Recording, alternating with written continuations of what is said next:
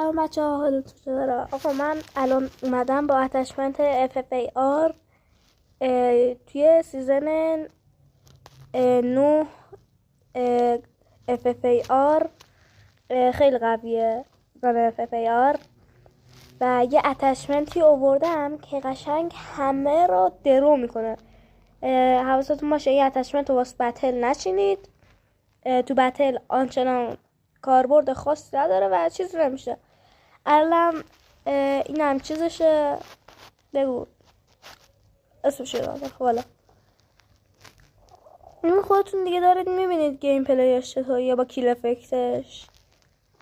و بچه ها اینم عکس ایونتشه و تقریبا 5 شنبه اومده بود.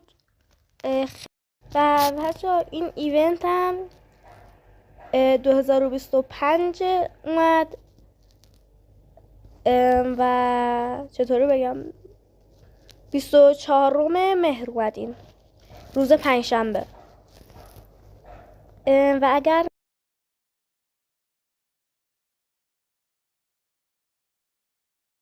و خب بچه ها من اینجا الان براتون علامت گذاشتم. ببینید وقتی تیر ازش میاد بیرون چطوریه، یه حالت بنفشی داره و به نظرم این ستاره خیلی عالیه برای این گانم خیلی خوبه و اینم از اتچمنتش برداشت کنید.